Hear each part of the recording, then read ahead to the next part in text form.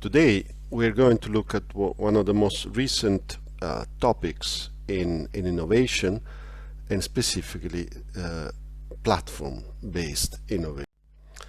Let me start by asking you a question.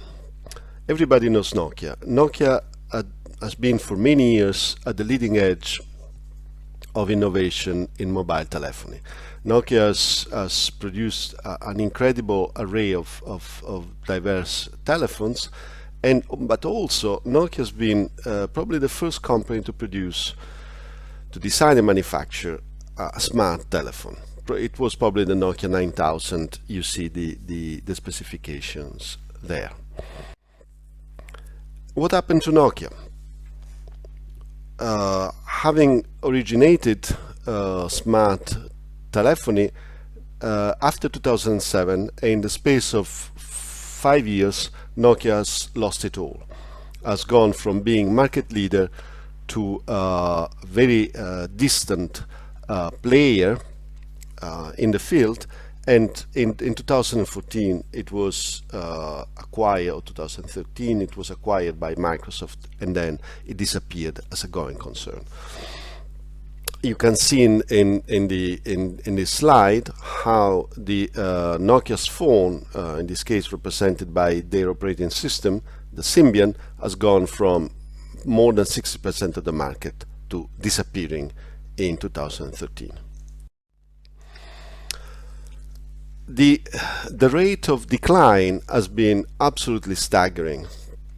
Look at this, the comparison between Nokia and Apple. In 2007, Nokia had a market evaluation of 120 billions. 5 years later, more than 90% of that had vanished. In terms of market share, in 2007, Nokia had 50% of market share. 5 years later, it was reduced to a trifle. What we have said leads to a question, and the question is, why would Nokia and the second most important dominant company in the field, BlackBerry, part of the Research in Motion, a Canadian company, why would Nokia and BlackBerry lose out to new entrants like Google and Apple that had never been in mobile telephony before? So what type of strategy did Apple and Google use? And why didn't Nokia and BlackBerry see the change in the field that had been their field for a long time? Do you think that, whatever the answer is to the initial question, do you think that Google's and Apple's strategy are part of open innovation strategy? And if yes, or if not, do you think that there are differences between the Google's strategy and Apple's strategy? And more in general, do you think that the Google and Apple strategy is a strategy followed by other companies as well? I would invite you to take a few minutes and reflect on these questions before moving on to the next slide. What is the answer to the question? The answer is a complex answer, but it can be reduced to one word: platform. Platform enabling the aggregation of third-party developers that developed applications for the platforms owned by Google and Apple. In the slide, you can see how the emergence of applications. This is a relatively old slide, so you can see that in 2011 Apple had about more than 300,000 applications on their platforms. Google at the time was at 250,000 plus, whereas BlackBerry and Windows Phone, that at the time had become the operating system used by Nokia's phone, were really distant third and fourth. And now the gap between the dominant platforms, Google's and Apple's, with respect to the BlackBerry and Windows, has become even bigger in terms of number of applications. In the graph on the right hand side, you can see how the market is really divided between the Android platforms and the Apple iOS. Platforms have become a dominant approach to innovation and competition, especially in the internet area. the dominant companies like Google, Facebook, Apple, and Amazon are all platform-based companies. So, what are platforms? Platforms can be defined in several different ways.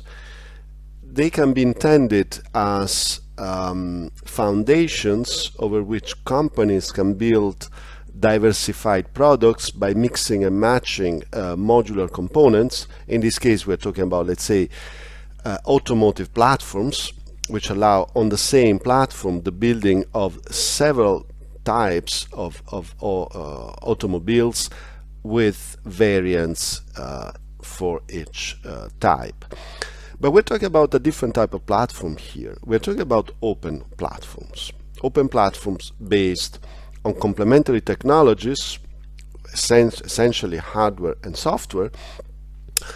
Some of the complementary technologies may not be owned by the platform owner, and the platforms are run by a set of rules that are accepted by the platform's players. Another important thing is that the complementary technologies tend to interact via standard interfaces. When I say standard, I mean interfaces that allow the communication between two parts of the platform using standardized protocols. An example of a standardized protocol is the IP TCP, which is the general protocol running the communication between servers on the internet.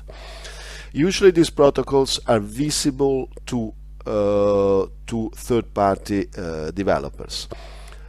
By the word third-party developers, I indicate, or the literature indicates, the fact that intellectual contributions can be given by people who do not belong, in terms of contracts, to the owner of the platform. Meaning that you and I are free to write applications, to write software, or to attach, to a certain extent, hardware to the platforms dominated, owned by, in this case, Google or Apple.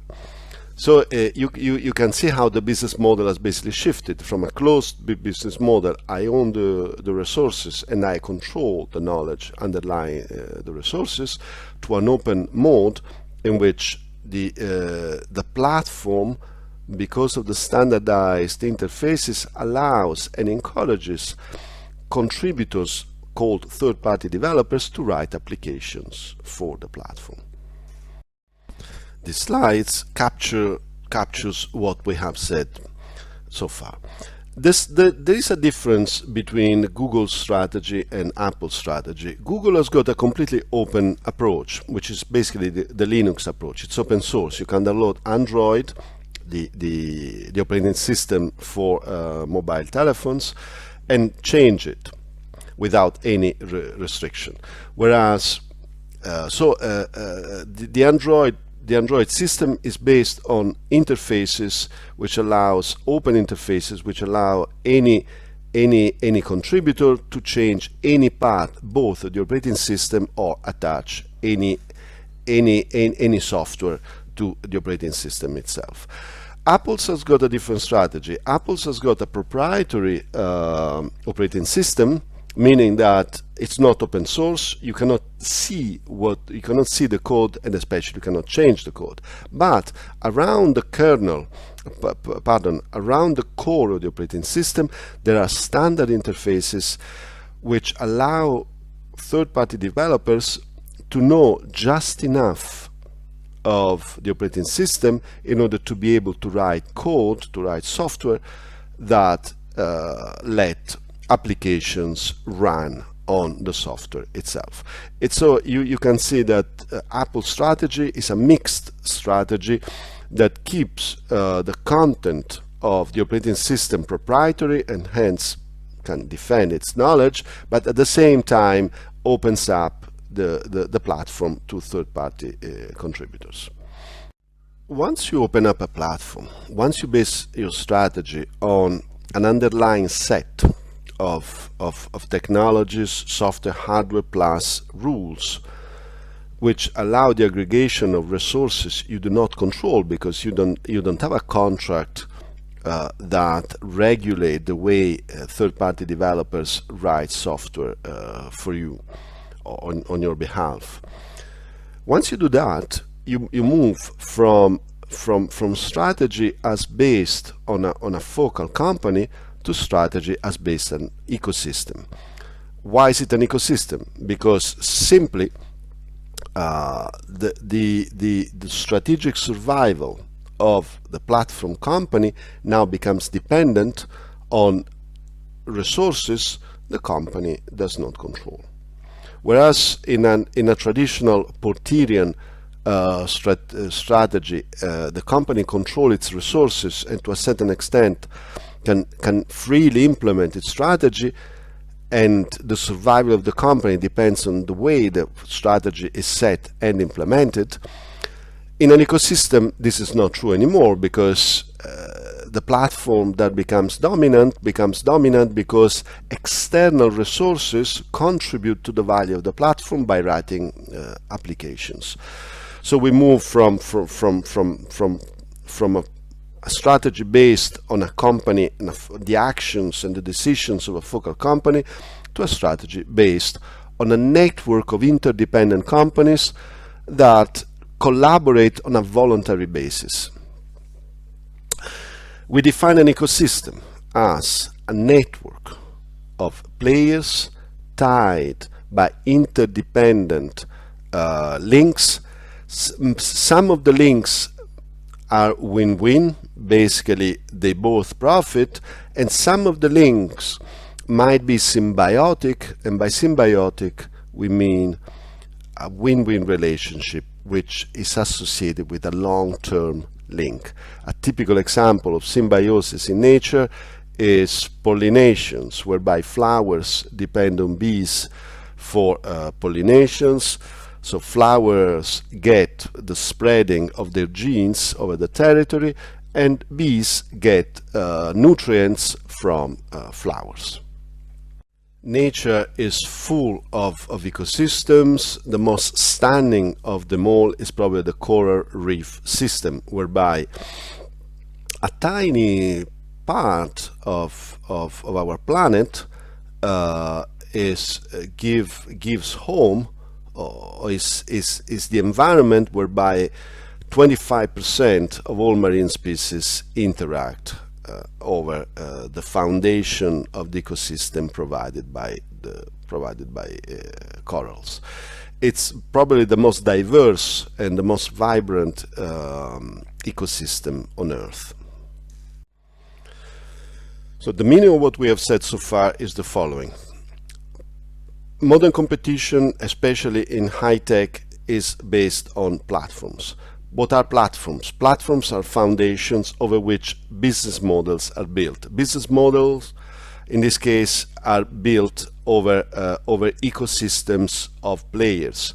Players, in this case, do not directly depend in terms of contractual ownership by the focal company, the company owning the platforms, but they collaborate on a voluntary basis with the company. So a platform is such, an open platform is such because it enables the emergence of an ecosystem. An ecosystem is a set of a network of interdependent players linked by win-win by links that in many cases are win-win, and some of which are symbiotic. Then, once we talk about ecosystem, meaning a network of interdependent players, we really talk about network effects. We have already described network effect, positive feedback dynamics, but I just recall these concepts here to explain the fact that once we have network effect, then we have the winner-take-all dynamics, but we also have the acceleration of the business dynamic. Why that? Because platforms are characterized by what we call market externalities, so that the fact that the value of platforms increases with market share. The more people are on a platform, the more the attraction of that platform to other players.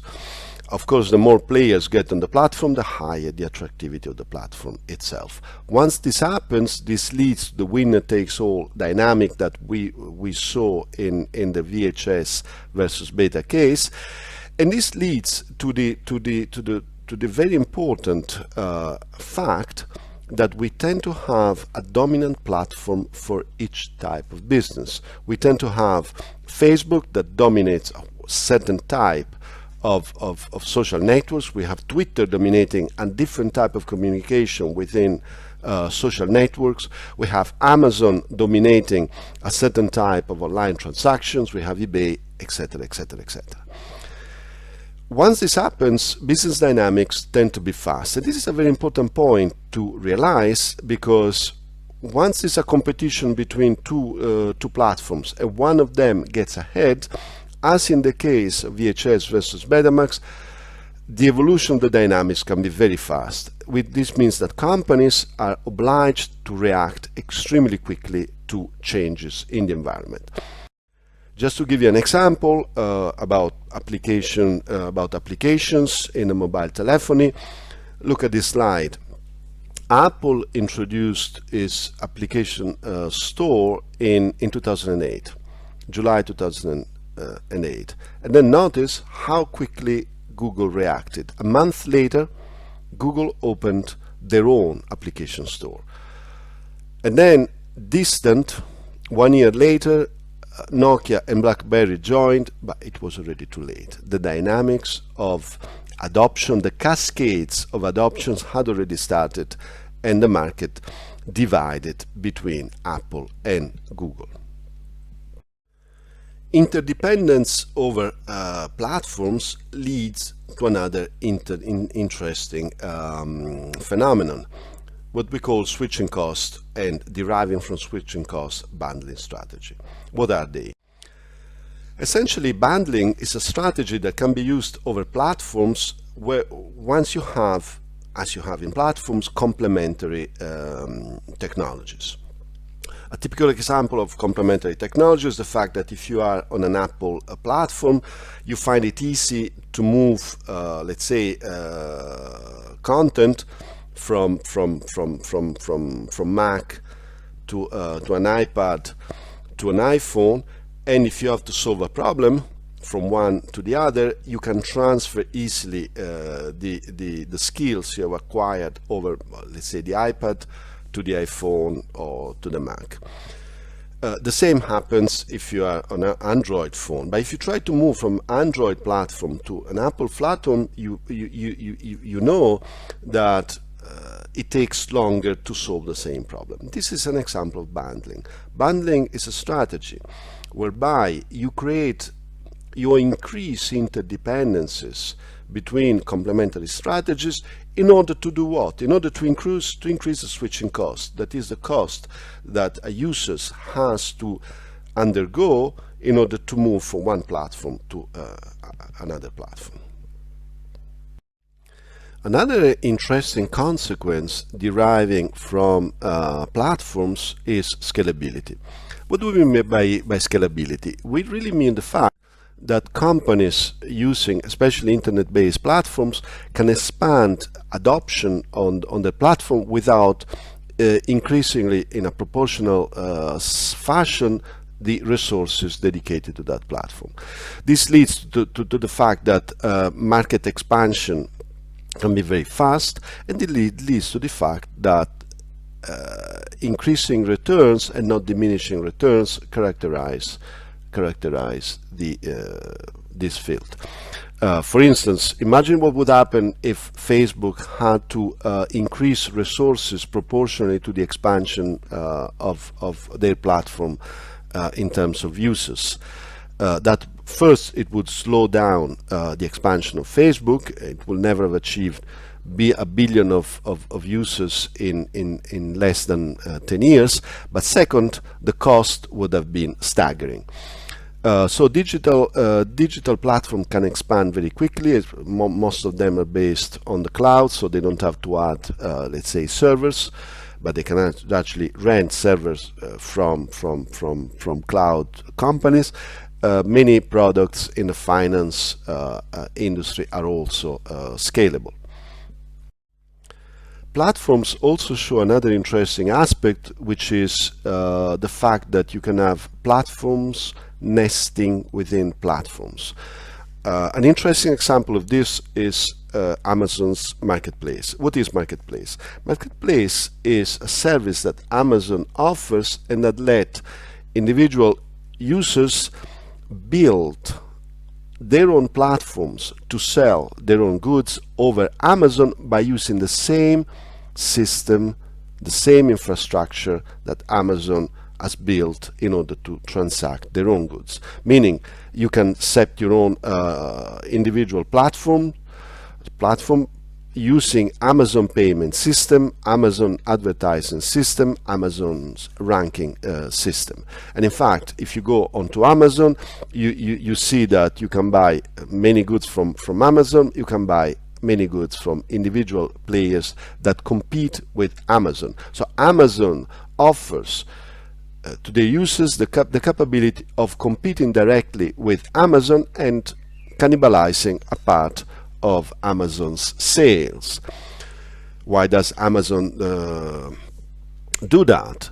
They do that for the simple reason that they want to increase market share. They know that competition over platform leads to a dominant platforms, and so they see an advantage in increasing their market share even at the cost of losing some sales. In this slide, I document some of the steps that led to Amazon Marketplace. And finally, and probably one of the most important aspects of platforms is the fact that platforms enable the emergence of multi-sided markets. What are multi-sided markets? We will start by explaining what two-sided markets are, and then we will generalize to multi-sided markets. Examples of two-sided markets are the most diverse, and in this slide, which is taken from an article which is in your reading list and I will upload, you can see examples of two-sided markets. Let me give you a specific example of two-sided markets. Let's say in a traditional supply chain, you have that cost and revenues are on the opposite side of the supply chain, meaning the company has to spend money in order to produce, manufacture, or deliver a service, and then gets revenues from customers. Okay, so this is a typical supply chain in which there's a linear movement of goods, in this case from left to right, and a linear movement of financial reward from right to left. What happens in a two-sided market? Let's say that our company is a newspaper. So a newspaper, a traditional newspaper, let's say pre-internet, but the logic has not changed, has to pay money in order to produce a newspaper, pay the journalists, etc., in order to produce content, and pay the manufacturing of the physical good, which is then delivered to users, to readers, and from which you get money flowing toward the company. But there's also another side here, because once you have a product such as a newspaper can become a platform to aggregate now other types of transactions. In this case, let's say advertisers. Now advertisers pay the company. So you see how now revenues can appear before the product is actually sold. So revenues may appear on the left-hand side, and the newspaper may spend some money in order to find the advertisers. So no, this is not strictly necessary. But the most interesting thing is that now the two sides around the platform, which is our newspaper, are now tied by network effects. What are the network effects in this case? Well, the network effect is that the value of the platform depends on adoption. Basically, advertisers will flock to a platform that has got more readers than other platforms. So the more readers, the higher the attractivity of the platforms to the advertisers. It may not work the other way, because readers may not be dramatically interested in having too much adverts. So you see that in this case network effects may not be symmetric, but definitely what happens here, once you have a platform, a newspaper, which in a traditional supply chain receive revenues only by selling the main product, a newspaper, to readers. Here you have the emergence of another transaction, another chain of transactions, which involves advertisers, and the advertisers and the readers, the two sides that aggregate around the platform, are tied by interdependencies that generate network effects. If this is true, then the strategy of the platform company becomes more complex, because how can they increase, let's say, their attractivity to advertisers without losing readers? What they tend to do is to subsidize one of the two sides, and they tend to subsidize the company which is more money conscious or price sensitive. In fact, newspapers have traditionally been subsidized, meaning that readers of newspapers pay a price which is less than the cost of the newspaper itself. You can go back to the previous slides and think at the two sides over different platforms. But if you want to learn more about this, the advice is to read the paper by Eisenman called Two-Sided Markets. Once you understand the concept of two-sided markets, then you can generalize it to multi-sided markets. Multi-sided markets are typical in mobile telephony, but not only. An example here is given by the Android platforms, in which you have now that each of those two sets of players can develop a two-sided markets over the Android platforms. For instance, you may have application developers and media publishers interacting, of course, with consumers of content around the platforms. So the application developers and the users of the apps are tied by interdependencies based on network effects. What does it mean, network effect, in this case? Users tend to use the platform that has got more applications.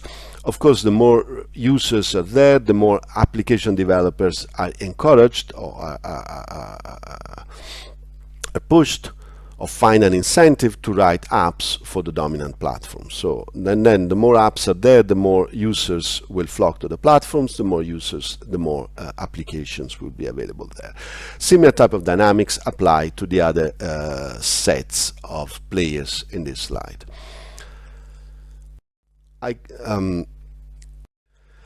So the first part of the platform lecture ends here. Let me recap everything. We said we started from a case competition between Nokia and Apple Google. We saw that what Apple Google did is to open up their strategy and basing it on an open platform. Open platform meaning enabling the participation of external resources in order to create value.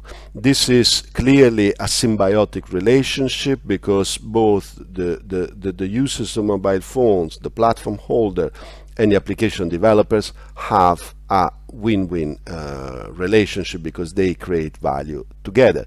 They depend on each other. So once you have a platform, you have got interdependencies among players that voluntarily contribute or interact over the platforms. Once you have players tied by interdependencies, what you really have is an ecosystem. An ecosystem is a network of interdependencies, some of which are win-win and symbiotic. Once you create an ecosystem, then lots of things derive. The fact that you have network effects, and we have looked at network effects, the fact you have got bundling. From bundling, you try to make the users prisoner to a certain extent of the platform by increasing the switching costs, switching from one platform to another platforms. You have scalability, you have nesting platforms, and especially you have two or multi-sided markets.